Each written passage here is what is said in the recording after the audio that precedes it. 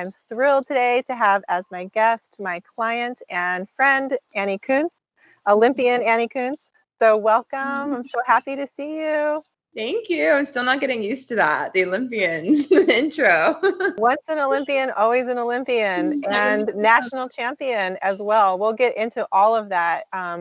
I've been looking forward to interviewing you because we've been on this journey together for a couple of years, and so I know how much has gone into your success, and I know how much you've worked hard, and there are so many different elements. We're definitely probably not going to be able to get to all of them today, but I wanted to, I guess, offer the opportunity to share with others like a few pieces of the puzzle that I talk about in my book that we are able to share. We're not going to give away all your secrets because that's why, you have the edge for some things, but we will talk about like the mechanisms and processes of what has made you your superhero warrior self. Because if there's anybody that's the epitome of that, I would say it's you.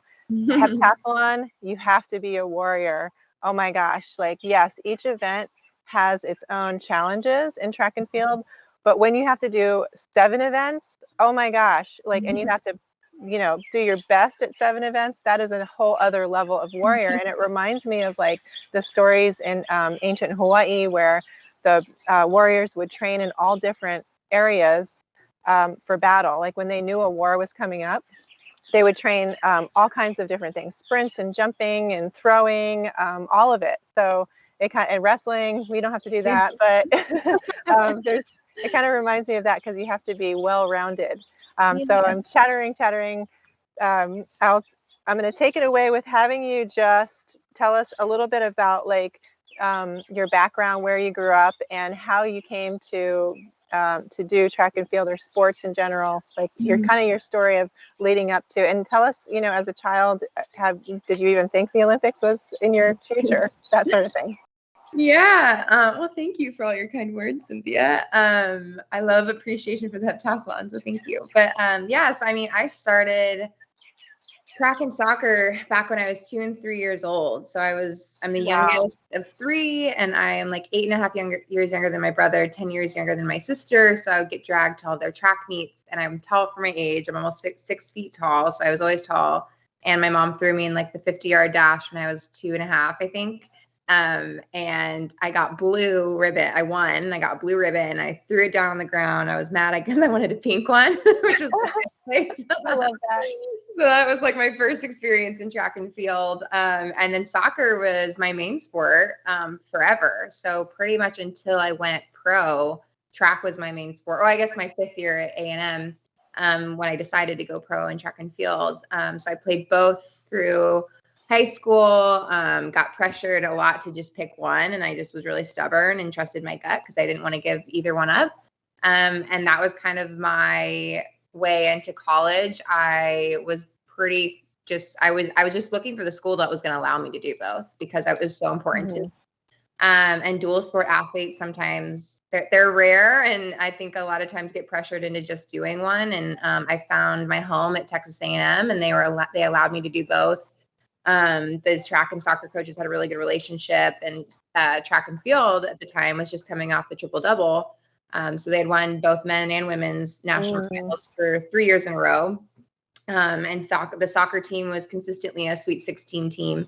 So it really felt like the best of both worlds. And I just fell in love with the school and the community there and the culture, and ended up doing all 4 years. I did both sports, but I redshirted my last my junior year of track and field to go into my senior year of soccer. So I get a full year of soccer.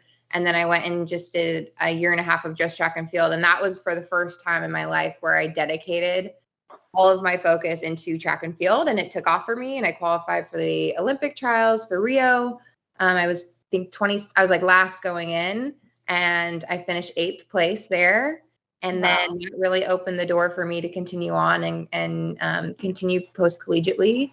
And I found my home at the Olympic Training Center in San Diego. And I've been there ever since. And now I'm an Olympian, and it's crazy. It's been such a journey, but that's kind of the quick version of my journey through track and soccer.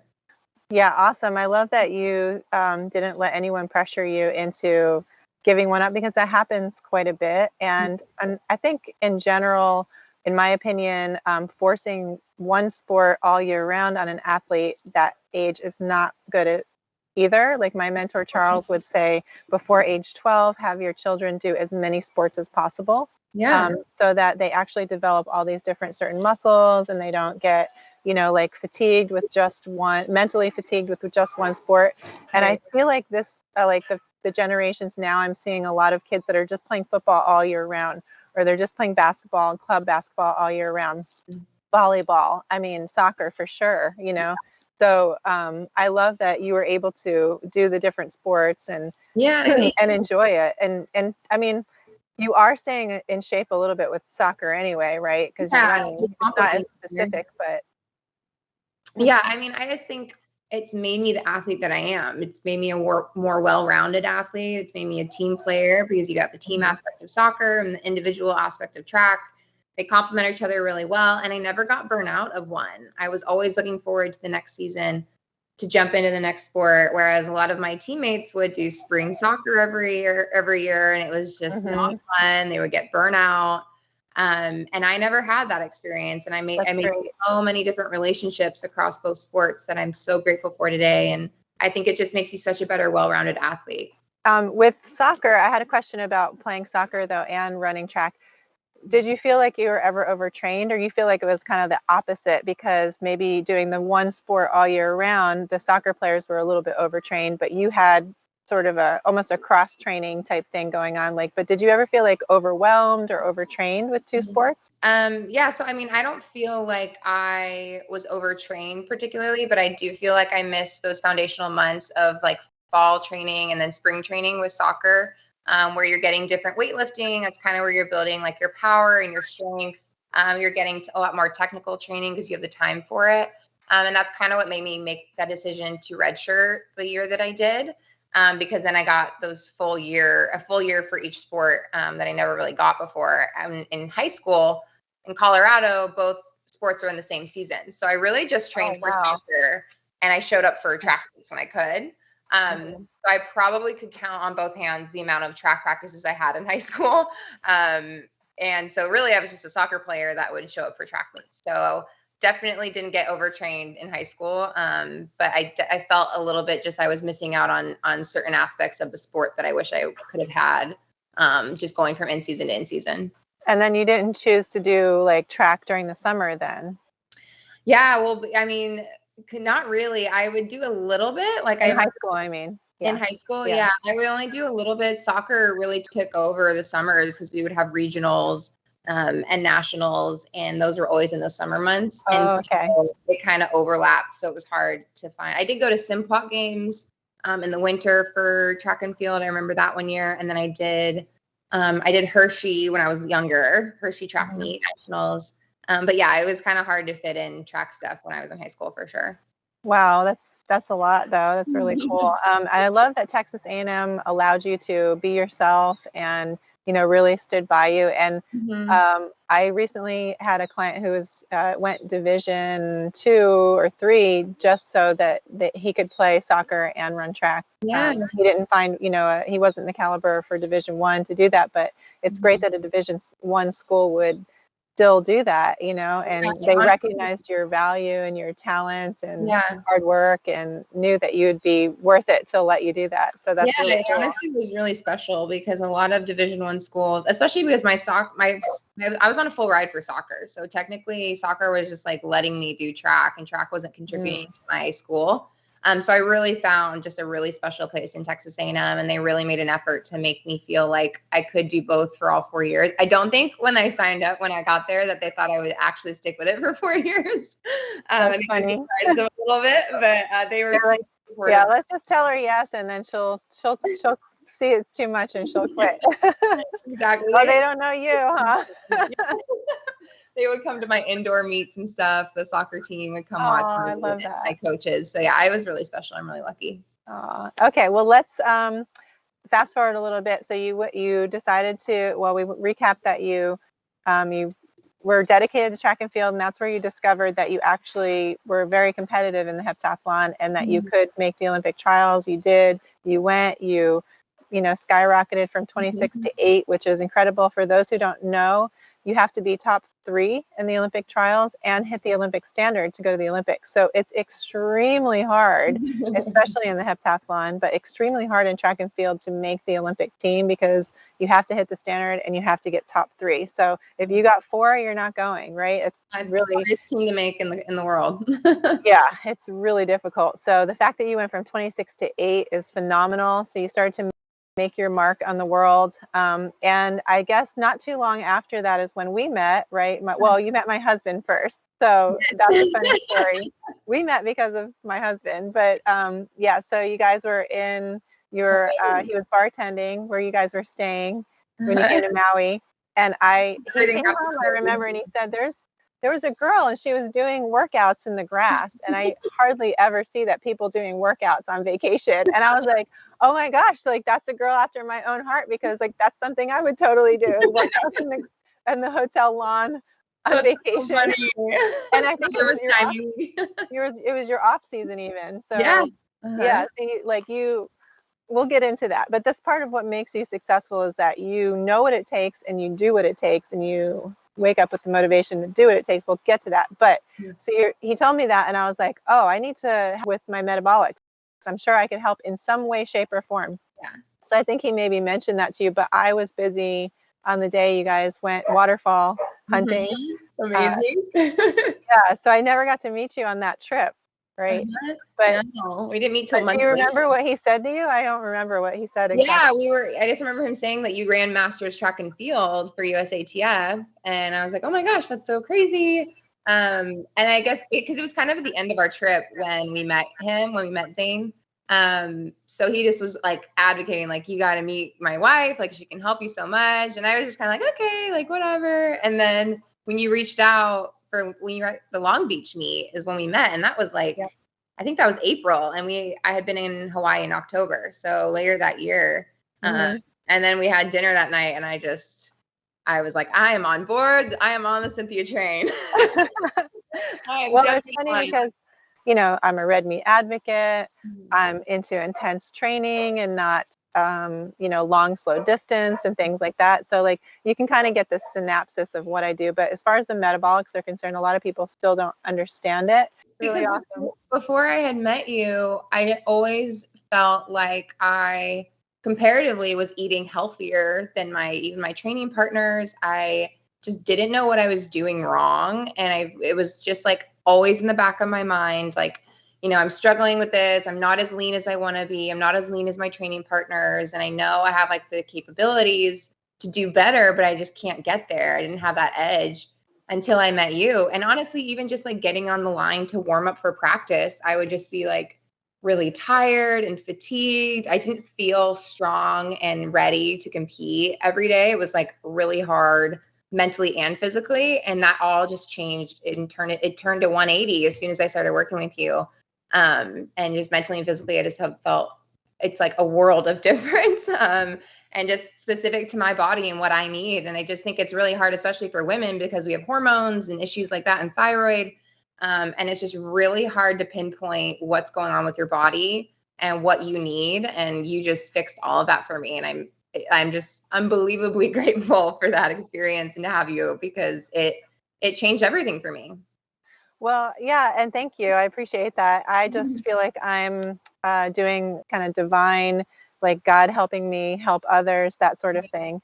But I think that it's important to point out maybe to those listening that standard trained nutritionists, even ones that are hired at the Olympic level, not to bash them, but maybe they haven't been trained with the most up-to-date research. Like my mentor was decades ahead of the research. He was doing high doses of fish oil in the 80s when doctors were like, you can't do that. There's no research. And he's like, but I know it works. And then, fast forward to like the 2000s, late 2000s, or like 2007, something like that. The research finally comes out. So like he said, he would have missed so many Olympics if he had waited for the research on his methods. And I feel like it's the same thing as like, and then you have to think about who's funding the research and what their, what their intentions are. Like one of your teammates that I had a consultation with was telling me that at his university, he knew something was wrong when the head nutritionist said Pop-Tarts were good for the athletes. And then it turns out they were on the board for Kellogg's, and that Kellogg's was funding the whole nutrition program at this very prestigious university. So like, what, come on. Like, he's like, I knew something was wrong when they told us that. Like, we don't need Pop-Tarts. So like, I guess people always assume when you get to the level that you got to with training at an Olympic training center or training for the Olympics, that you have the best nutritionist in the world, the best everything, and like, I just would like to point out that maybe at that level, even it's not their fault. They've just learned through a program that has expired and is no longer the right program, or is just, it's old news, or there's more up to date. Whereas what I do is I'm always researching all aspects of whatever's coming out and whatever's helping. So I think in my community, not just me, but the coaches that also studied under my mentor, like, we're always like reading the latest research, and maybe those programs have not evolved. Did you find like there was, even in college, and again, not to bash those nutritionists, but I feel like you weren't finding the support that you needed? Absolutely. I think that I really struggled to find someone that was going to help me. I feel like I was getting, I would do these food logs. I would show them what I'm eating every day, and I would get hardly any feedback on I need to change anything. Like, oh yeah, that looks good. Like, keep doing what you're doing. And I'm like, well, I'm almost 20% body fat. I need to get down lower. Like, what do you mean I'm doing this right? Like, I remember one girl told me to, at night, if I was still hungry, instead of having, I forgot what I was having at night, but she was like, oh, just have like a Greek yogurt instead, or like told me to have chocolate milk in college. And I'm like, this is just not information that is accurate and helpful to become optimal, get optimal performance. And I just think it's really, really hard to navigate. I always joke, like, a lot of nutritionists are like the weathermen, like they can just be wrong at their jobs and keep it, which I hate, but I think you're right. It's just kind of funneled down that educational line, and they haven't really evolved and researched on their own. And I also just don't think that there's like one answer for all people. And I think that's what's so great about what you do, is it's so specific to that person and what they need. And it's not like a one size fits all type situation. Exactly. Yeah, it shouldn't be. Absolutely. So where there are a lot of, oh my gosh, it would take us all day to talk about all the different changes we made. But one change that we did make is that you started eating more red meat. Everyone knows I'm a red meat advocate. And you started eating it earlier in the day, which is what I say sparks neurotransmitters for energy, and not eating a carbohydrate-rich breakfast, which I feel like in track and field, there's a whole trend of people that eat oatmeal, like a lot of oatmeal for breakfast. Oh, I had it every breakfast in college. Every breakfast in college, I had oatmeal.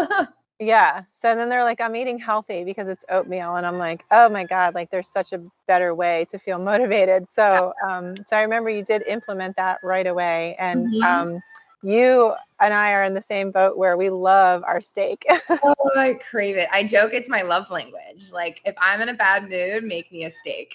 Exactly. Yep. Yeah. Me too. My husband's like, your mood today. I think maybe it's been 3 days since you've had a steak. Oh, we better have a steak. I'm gonna go get one right now. Exactly. But yeah, so okay, so we made a lot of changes. You started taking supplements, the ones recommended for you. You changed to red meat in the morning. You started to lean out. Maybe we cut carbs. Well, actually, you're not cutting carbs altogether. You're just timing them correctly for yourself individually. Hormone balance. It's very challenging. Like we said, as a female athlete, I point this out all the time when I talk about fighting for fairness in women's sports, because a biological male identifying as female does not have to deal with menstrual cycles. They do not have to deal with estrogen dominance and that effect on the athletic performance, even if they're taking estrogen.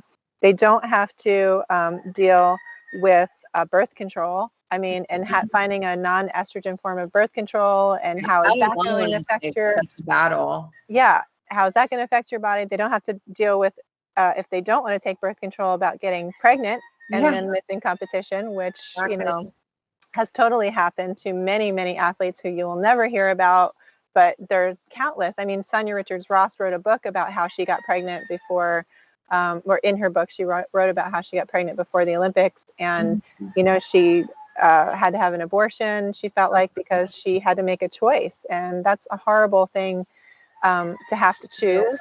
Yeah. And I just feel like, you know, it's a little off on a tangent, but biological males identifying as female, there are many things they don't have to deal with as a female athlete, but hormones are one of the things we addressed. And so fast forwarding, you just put down the hammer, trained hard, and leading up to the Olympic trials, you had a frustrating journey, and sometimes the failures really, you know, make it so that when you finally can put it together and you have a success, like, it makes it even better. So we won't say failures because you were never failing, but I'm just going to say, like, you were telling me you couldn't put a heptathlon together. Like, you'd have a couple good events on this day, and then, or in Austria, you were smashing it right before the Olympic trials, and then you scratched on your long jumps, and then you couldn't continue. It was like super frustrating. So that just made, like, the Olympic trials even more fascinating. Yeah. Because you were able to put it all together. So what can you just tell us, like, what you were feeling kind of like through maybe the year before the Olympic trials and like at the trials? How did you mentally put that together?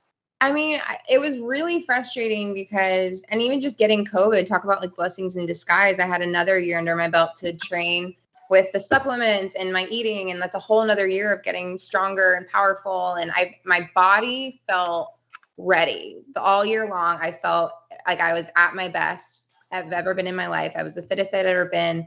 I looked the best I'd ever been. I was confident. And so it was just talking about, like, you just never know what's going to happen and you're never promised tomorrow. I thought I was ready to come out and get the Olympic trial or the Olympic standard in my first hep. I fell in the hurdles, or I stumbled. I bruised my heel really bad. I wasn't able to finish after the hurdles. So that was a whole bunch of tears. And I'm like, okay, well, that's okay. I have Austria. But then my training was a little bit different because I was dealing with a bruised heel. And I couldn't really get in a lot of the reps of my jumping stuff because it was my jump leg. And so that is kind of what threw me off at Gotsis in Austria. I didn't have the reps of getting my approach down. And so it was all over the place. And I fouled all 3 jumps. And remember, that's right. We should point out, how long was it before you competed? It was a very short time. Yeah. You reached out to me and you were like, what do I do? I smashed, you know, my heel, it's bruised heel, like, which is a pretty major injury, right? To be honest, like that, I like very, very concerned that you were not going to be able to even compete in the trials because it was only a short period of time, right? What month was that? So our first hep was the end of April, and then it was the end of May. Was Gotsis, and then so a month later you were out there competing again. So yeah, and honestly, I feel like so much of that is just the supplements and the way and the bone broth and things that you can do to help heal the body. And all of my physio guy was just blown away at how quickly I recovered, because those heel bruises, especially for jumpers, can take you out for like 6 to 8 weeks. So I was because you're on, like, when you're on an animal protein based diet, you have all of the amino acids that you need to heal soft tissue injuries and bones. Like, you have all of that already in your arsenal. So I firmly believe that that's definitely, besides all the extra supplements we threw at you, that was the main thing, is that you already were strong because you're on an animal protein based diet. Totally. A month later, that's amazing. Totally. I attribute all that, my healing process, so mostly because of that, and the supplements that you put me on. And so I was surprised myself completely after day 1 at Gotsis. And then I was just completely heartbroken the next day, because that was my next opportunity to get the standard. And one of my goals was really getting the standard before I got to the trials to kind of take that pressure off, so I can just worry about getting top 3. So I made it a little bit harder on myself, but I have been working with a mental coach since November.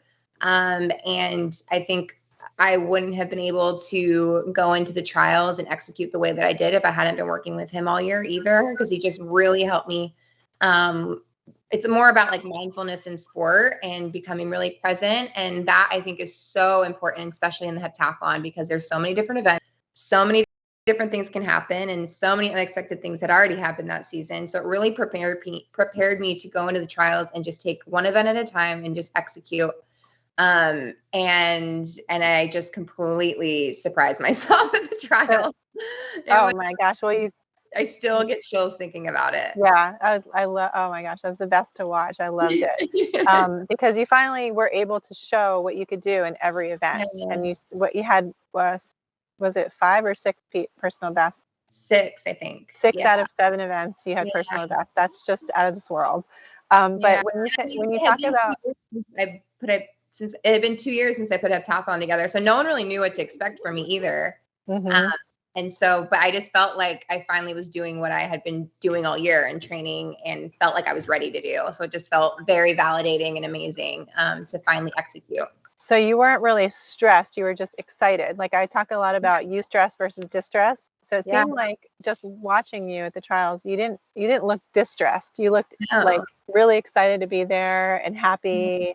And I wonder if that little bit of pressure from not hitting the standard actually helped you, maybe, because it did put a little more pressure on you, but not in a like, you didn't take it in a distress way. You took it in a eustress way, which is your superpower with your mind of doing that. Because let's face it, like in life, we can choose to do that with anything that happens to us, right? So my daughter's going to kill me, but I'm going to use her as an example. Okay. She's going to be so mad at me for saying this, but we took a little road trip yesterday up country. Her brothers were in the back of the car with her. They were like punching her and like totally picking on her, which they shouldn't have been doing, of course, but she was like starting to get really upset and kind of like a woe is me victim mentality. And I said, hey, like, it's your choice on how to handle this stress. Like, you could be like, distract them or play games with them or something like that, or you can just continue to be like, oh, this sucks that I have to sit here and get by my brothers. You know what I'm saying? Like, I reminded her that any point in life you can choose to have that stress or not have that stress. Like, you can choose to turn it around. So I think that I really feel like you took that pressure from not making the standard yet, but knowing that you had all of those personal bests in you and changing it to a eustress situation, like an excitement. And when you talk about, I had a question though, when you talked about mindfulness and being present in the moment, I love that. What does that translate to? Like, say, can you tell me like just like a snippet of what you say to yourself to achieve that when you're like, let's say high jump, like when you're trying to be present in the moment at high jump, what do you like? Is there something you say to yourself? Yeah, I mean, I have like a whole, I call it I read this book, it's called With Winning in Mind, and it's like the mental management process. And I feel like I have this whole system now that I've worked with my mental coach. We go through each event, we talk about, we call them like, what does he call them? I haven't worked with him in a while. But we like anything that can pop up that can like detour you and take your mind off and go in this monkey brain. You can start overthinking and get anxiety. And those things will pop up in each event. Like, you could miss 2 opening bars and you have 1 attempt to clear a bar. And if you allow that anxiety to take over and you start becoming focused on, oh no, if I don't make this, I have to make this bar, instead of executing your cues. So I really work a lot with like breath work. Right before I go, I visualize myself clearing the bar. And then my last thing is like a deep breath, and I say my 2 cues, and then I go. And that's when you just turn your brain off and you just allow your body to take over. So I really I'm like a list person. I'm like, I need to like execute these things. Just kind of simplifies everything for me and allows me to stay in the moment and not allow my brain to kind of go on those detours and those rabbit holes of anxieties and worries, which can literally happen so often in the heptathlon because you have so much time. There's just so much time, 2 full days, so you can really get the best of yourself if you allow that to happen. Well, yeah. I'm going to point out that can happen in life with anything. Anything. Detours, it goes towards everything in life. And even to your point earlier, I love what you said, because a lot of like going into the trials, those 2 weeks right before, I'm not going to lie to you, I was so super anxious. I was trying to micromanage everything in this. I was getting super just, I feeling like I had to be perfect and everything, because it's 5 years that have been going into this one meet where you have to execute and get top 3 and get the standard. And that pressure alone can really get to you. And it was kind of getting the best of me until the week of right before. And that's when I kind of shifted my mentality, where I was like, you know what?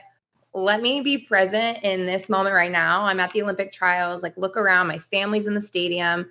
I don't want to look back at this experience and regret it no matter what happens, because I wasn't present and I didn't enjoy myself in this experience alone instead of just trying to get to the Olympics.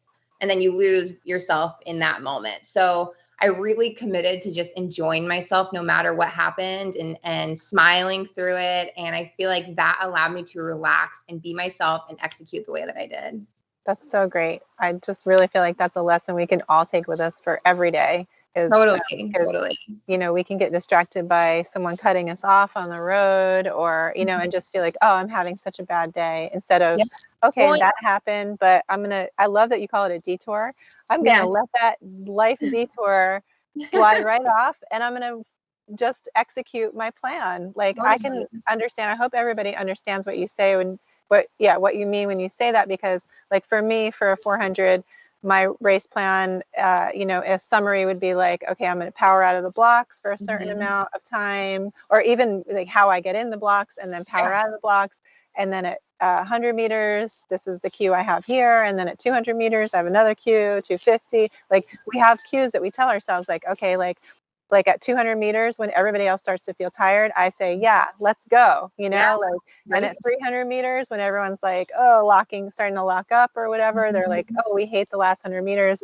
I love the last 100 meters of a 400, because I love that pain and that, like, I love the feeling where you're pushing yourself, I guess. It's not the actual physical pain that I like. Of course, nobody likes that, but it's like you're feeling like you're pushing through something hard. And I'm all like, yeah, let's go. So I changed my brain activity. And it sounds like you do this, you know, like that's what you're doing, is your brain activity is to just be excited about your cues and not worry about what just happened before it. And I guess we're skipping ahead a little bit, or maybe not, but at the Olympics, like that's a perfect example of that happening to you, because you actually hit a hurdle on your very first event in the Olympics. Oh my God. I was like, okay.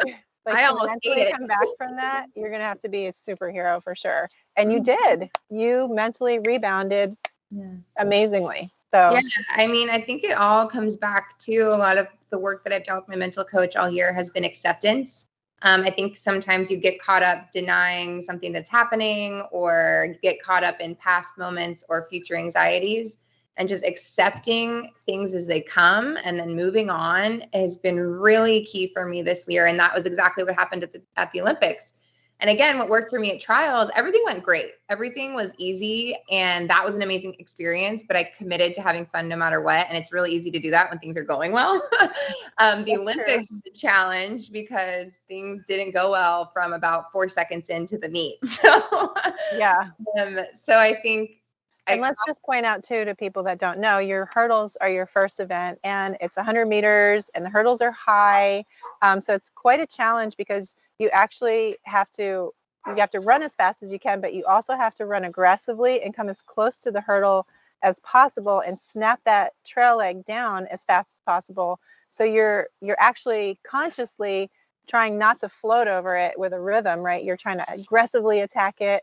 And so anything can happen. Like, you can hit it, you can come close to it, or somebody else can hit a hurdle next to you and it'll knock into your hurdle, and then you crash on your hurdle. So there are so many different things that can happen in the hurdles that makes it like a pretty risky first event. Anything can happen in the hurdles. And unfortunately, you hit a hurdle because you were flying. Right. And every millisecond counts in the heptathlon. So I lost about half a second, or maybe a little bit more than half a second off my time that I would normally. Yeah, it was like 100 points, right? It was like 70 or 80 points, I think. Yeah.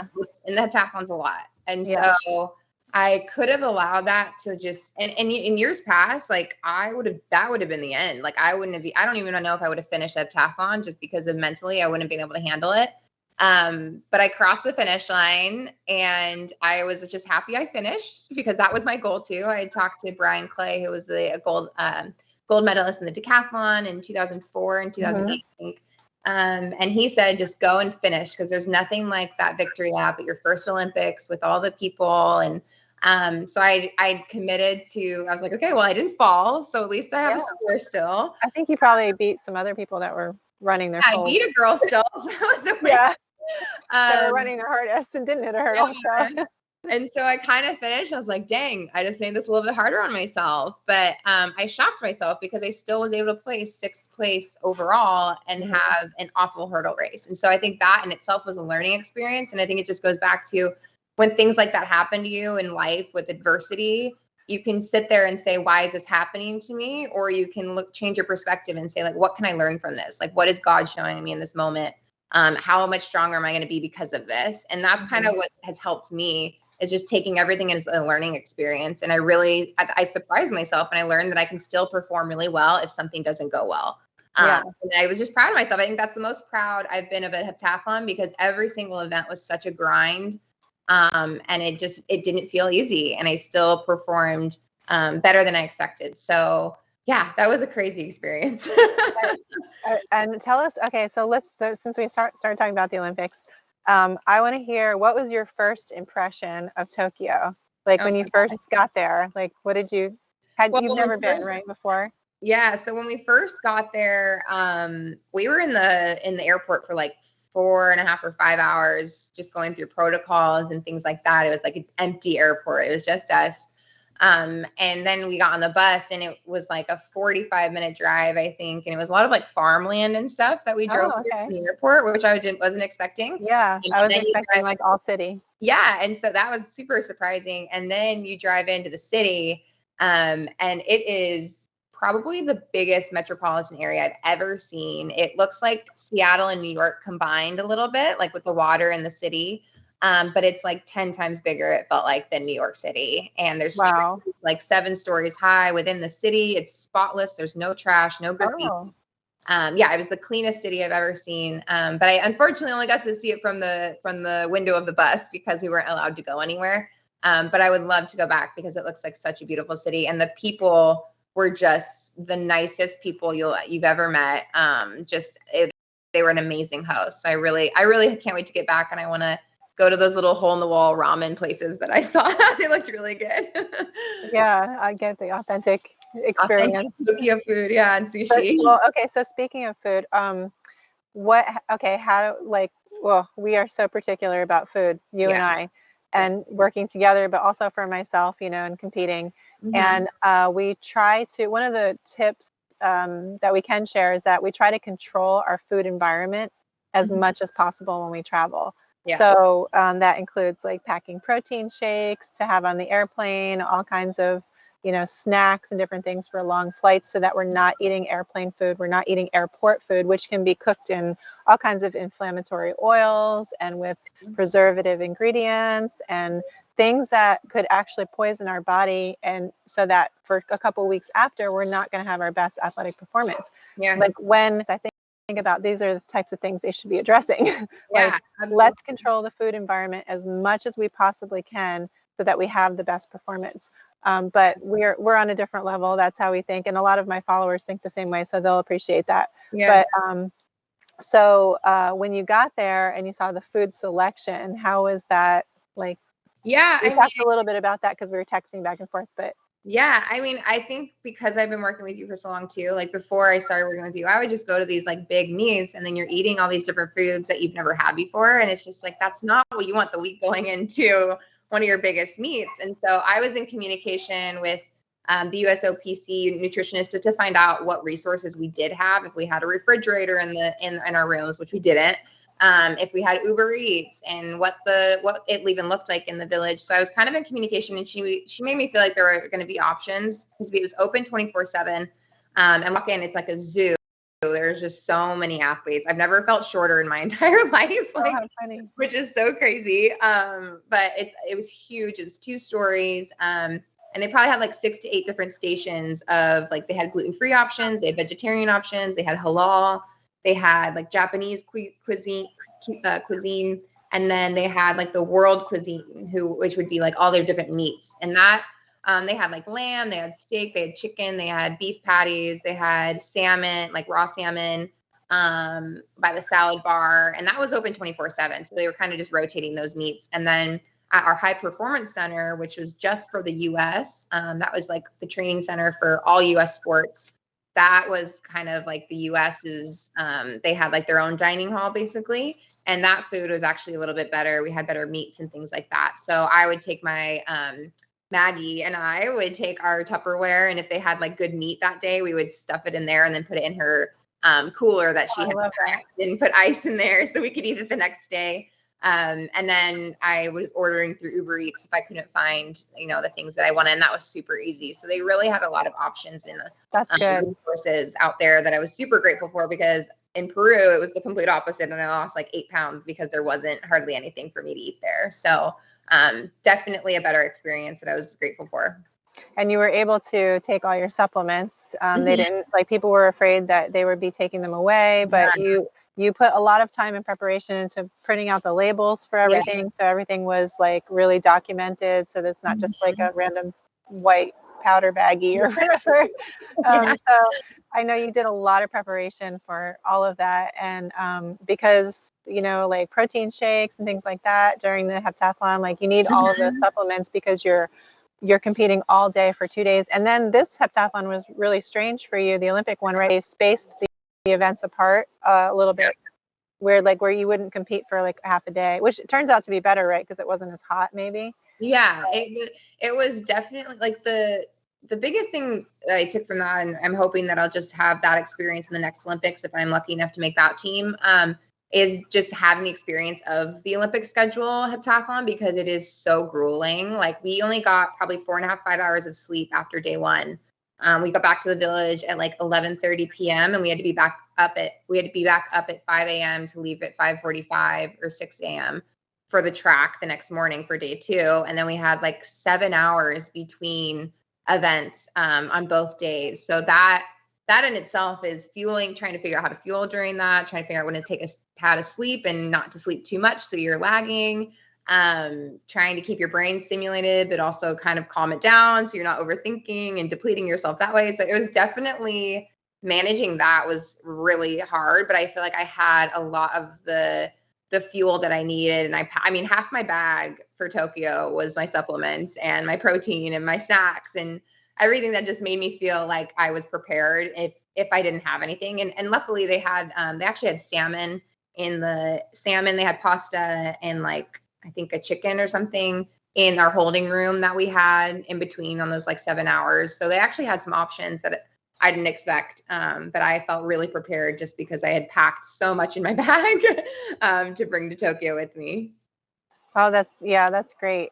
So like, that's one of the main things I always say is always try to control your food environment. And that can go in like daily life too. My husband and I've learned that when we go to a wedding or a party, like a large party, we eat beforehand because what if there's nothing we can eat, and then we're stuck here hungry or we don't want to eat the food what's that? I was like, you don't want to be like the high maintenance person that's just like, oh, sorry, I can't have that. I can't have that. Yeah, I kind of do the same thing where I just kind of eat before and then I feel good about it. Yeah, so the food preparation is major. How was the weather there? It was kind of hot, right? And so for the Olympic trials, it was very hot. Was it hotter than the trials? I would say it was a little bit cooler. I mean, it was definitely, I think, in like the low 90s, but the humidity in Tokyo was probably around like 80 or 85%. So the humidity was really high. But we did like run the 800 at night and we were in the air conditioning more than we weren't, honestly. And same thing with the trials. They kind of have you in those holding rooms with air conditioning. And we had ice vests that our sports med team gave us. And so we had ways of cooling ourselves and cooling our core.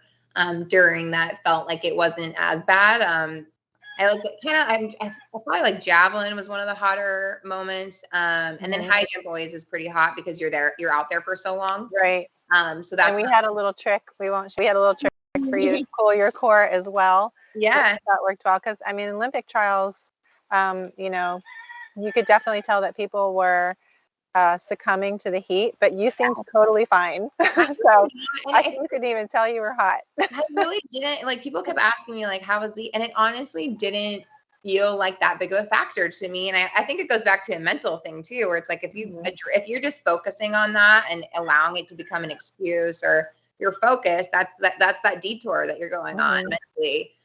So I really just didn't allow that to happen. I kind of just accepted that it was going to be hot. We're all in the same boat. And I just was in communication with you all week long on how to prepare for that.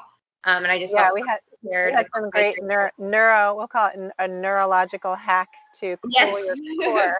Yeah, which I feel like worked really well. Yeah, I didn't feel like a factor for me. And I mean, I think it was a blessing. The only thing I was worried about was 800. And so they ended up obviously moving the meet to later. So that wasn't an issue at all. But I think it kind of, you can allow it to get to you, but I just really tried not to do that. Yeah, well, you did a tremendous job, especially with that 800, which is a beast. Especially, well, they have Heptathalon, you have to use so many power movements. Yeah. That the 800 kind of throws that off because it's, it's basically a speed endurance event. So it's like totally different training. We had that awesome training session in Alabama that one time. Oh my gosh. I only jumped in the second half of it, but that was so brutal. But it's what you got to do for that last event, right? And you improved so much this year in the 800 just by incorporating those types of workouts. So I think that's really cool. Okay, so our theme this month in the warrior community actually is increasing power. So I had a question for you about that. What ways do you think you've increased your power over the past couple years? Like just, it can be anything that you can think of. So our guest strength coach this month on the warrior community was Coach Nick Kropp, and he gave 2 hamstring exercises, a Nordic curl and a leg curl. Because in his opinion, hamstrings were a key to increasing power. But it can be anything in your life, like a whole life thing of increasing power.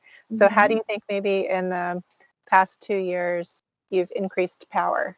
I mean, it goes back to nutrition and supplements. Like as soon as I started getting on that routine that was specific for me, I felt like it was my superpower. Like I just didn't feel tired. I didn't feel fatigued like I would. And even compared to my training partners, I just felt like I had this like new sense of confidence and power within me because my body was at optimal performance. It was ready to do the things that it needed to do. I had never felt like that before. And then I also would say like, talk about power and my 800 getting better this year. That all goes back to my mental game. Like I feel like I always joke like therapy should be the law or like getting a mental coach. Like you have coaches, like I have you for my metabolic analyst, and if you want to lose weight, you go get a trainer. And we don't have coaches sometimes in this part of our sport that is so important. And if I hadn't worked on that with my coach this year, I wouldn't have learned how to run the 800 better. I feel like that was just a mental block that I hadn't broke through. And I feel like I got this sense of power within that race where I just started accepting pain as it came and knowing that my body can push through. And I think that in itself is this like powerful feeling that I get. And I just speak so highly about mental coaches and working on your mental state because it's so important and it can really become your superpower. Yeah, that's fantastic. With my clients, one of the tricks that I can share that I do is that when particularly if they're overweight, but not even necessarily overweight, but if they're feeling like they don't have that motivation to get up and train, or they're like, I want to start working out, I want to start strength training, I want to start sprinting, but I just don't feel like it when I wake up in the morning. Of course, we go through the whole day and we address like, is it too much coffee first thing in the morning? Are they eating before the coffee? All that stuff, like sparking for neurotransmitters. Yeah. But one of the tricks that I use supplement wise is I actually put them on high doses of fish oil. Yeah. And that was one of the things that I learned from my mentor. But that fish oil, for instance, can take someone who's feeling a little depressed and a little unmotivated and change that to give them motivation. And it's through a neurochemical process. So I think people don't really realize that it's all tied together. And so you can get that, you can switch it through nutrition and supplements. And then on top of that, having a mental coach, I totally agree. If you have coaches for every other aspect, you should definitely every athlete should have a mental coach. And, and I consider, of course, that everyone reading my book or whoever, they are an athlete now. I say, hey, you're a warrior now. You're an athlete now. Let's act like, eat like it. Let's train like it. Because that's how you end up being your superhero warrior self. And why not then have a mental coach to do that too? So, and are you able to share the name of your mental coach? Oh yeah, Taylor Brown. Yeah, Taylor Brown. He's in Austin, Texas. Okay. In case anybody wants a mental coach. Yeah, it's all about mindfulness, and it's honestly just filtered into every other aspect of my life, my relationship, my friends, my being present in just daily life. And he's amazing. And it goes back to like when you're not feeling motivated and stuff. I feel like I've worked a lot with him where feelings are liars. Like you can feel a certain way, but usually those are just lying to you. And I feel like when I do that, I just try to behave my way to success. So it's like, I might not be feeling this right now, but emotions are liars most of the time. And I'm just going to behave and put my ducks in a row to behave my way to success, even when I'm not like I want to. That's phenomenal advice, actually. That's really, really awesome. And it's true.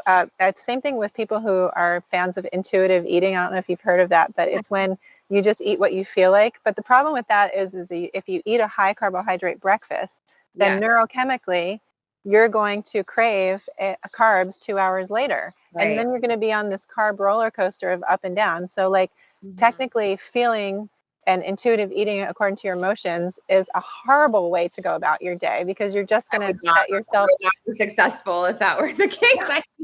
No, like you'd be eating donuts and chips all the time for the serotonin, like a drug, and then crashing again. And then you end up feeling horrible and being overweight and have diabetes and autoimmune issues. And so like, I love that you said that, like, you know, that the emotions can betray you and that you just behave your way to success.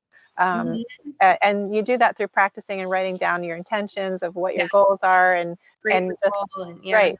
Yeah. And I love that you actually recommended, I think, the book to me, that With Winning in Mind. I love that. And I recommend it to everybody as well.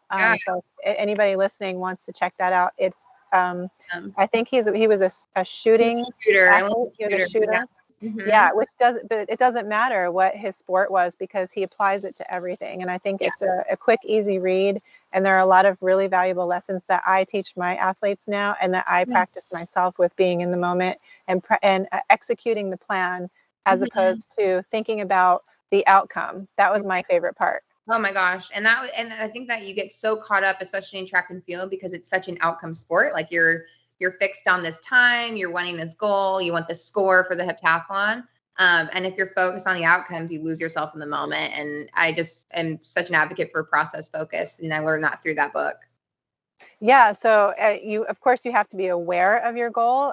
The outcome is, you know, your goal. So your goal is that certain time or a medal or things like that. Like that's totally fine to have that goal. Like, you know, he's not saying don't have a goal, but he's saying make the plan to execute that goal, and then just stick to that plan. Don't think about the goal when you're in the process. So, and again, I feel like we can apply that everywhere to all parts of our life. Okay, let's see what else I got for you here. Okay, recovery. So we got to motivation, we got to pretty much everything else. Okay, I have one more question about off-season workouts, but so recovery. You pound your body. I pound my body in the 400, but you really pound your body training for the heptathlon. So do you have any like favorite recovery methods? Mine are like, I love an ice bath once or twice a week. But how about you?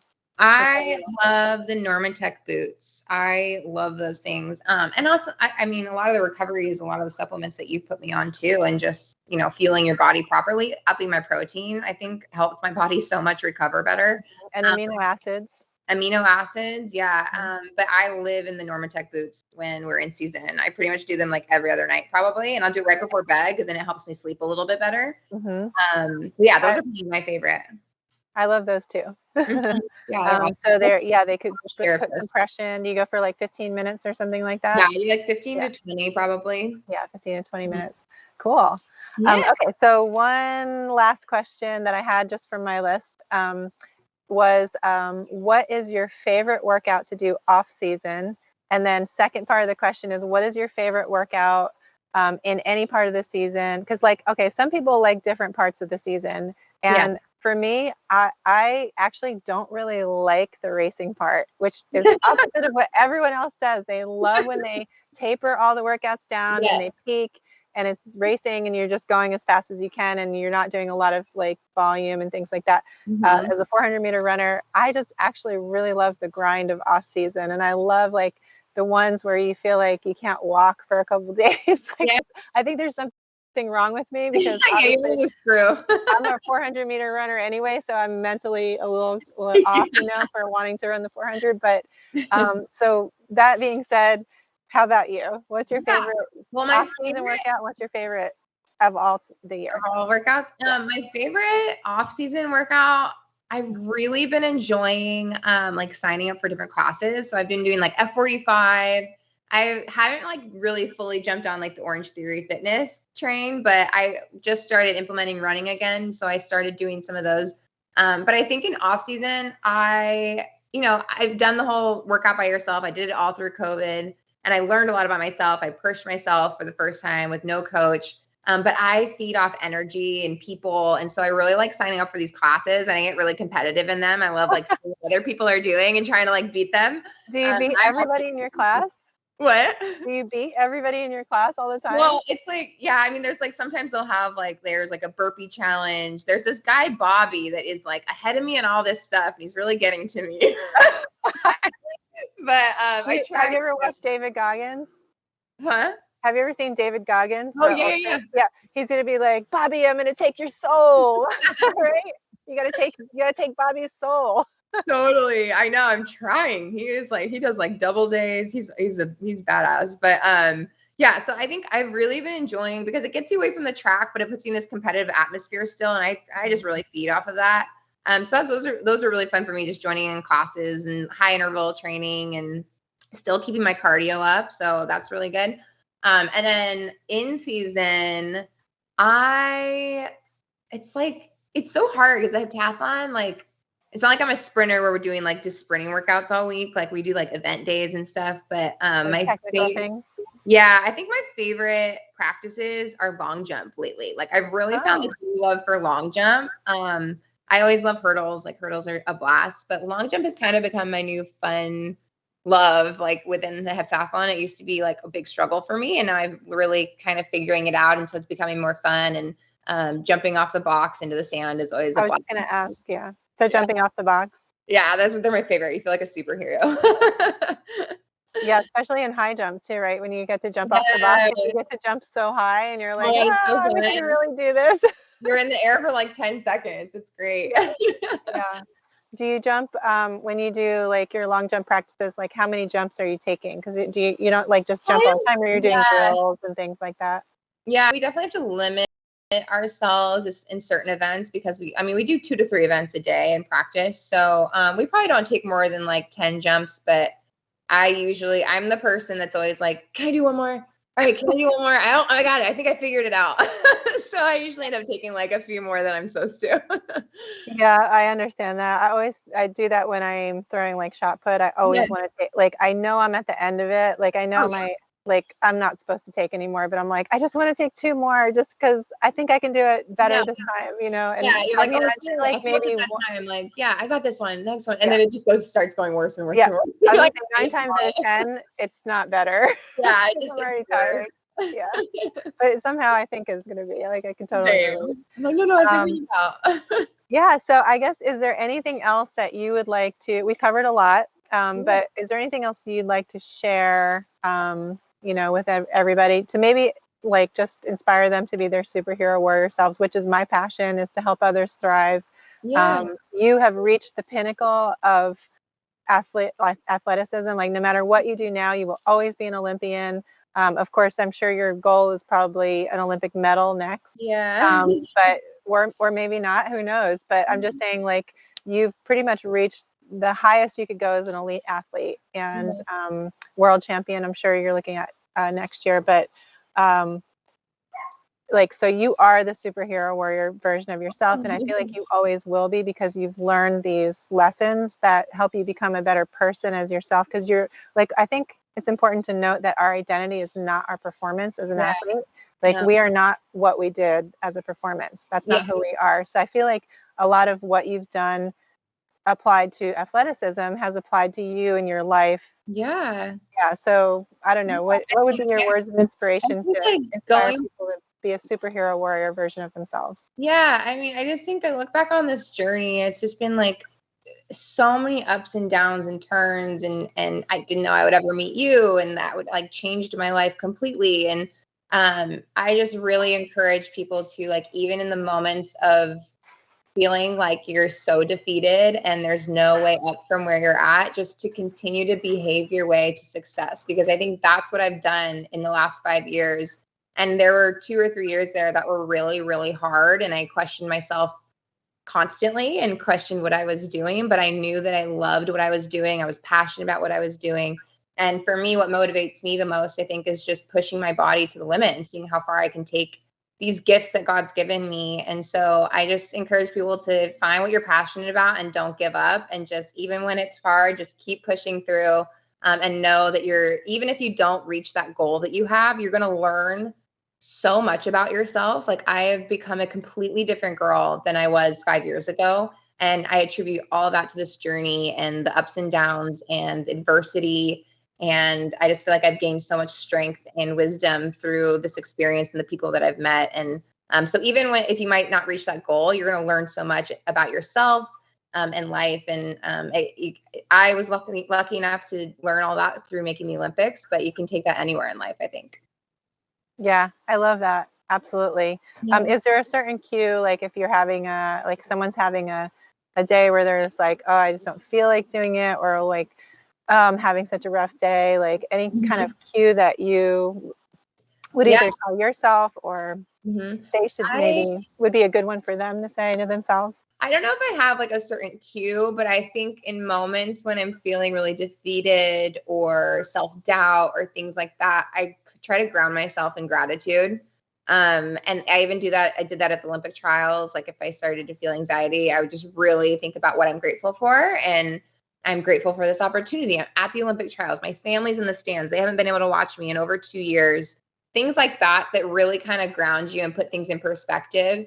And I even think about, like, gosh, this little thing that I'm worrying about, like, everyone around me probably has something that they're worrying about. They probably have harder issues than I'm dealing with. So I think just kind of putting things in perspective and really figuring out those things that ground you and that you're grateful for really help me in those moments. Perfect answer. I love it. Okay. So that's all I've got for you today. And I just thank you again. I'm so excited for whenever you're coming back out to Maui so we can hit all the waterfalls and bamboo forests and go up country and eat elk burgers and do the whole tour, and work out at the track together. Of course, we'll have yes. Yes. But so I'm super pumped that you were able to take the time. I'm so appreciative to talk to us today. And I think that you're really going to help others thrive as well. So thank you so much. I'm just so grateful for you and the impact you've made on my life, and so many people that I love that I've referred to you. And I just think it's amazing you're using your platform to help people, because you've just changed my life completely. So I'm so grateful. Thank you. It comes from my heart. So. Appreciate it. Okay. Well, thank you. Aloha, and we'll talk to you soon.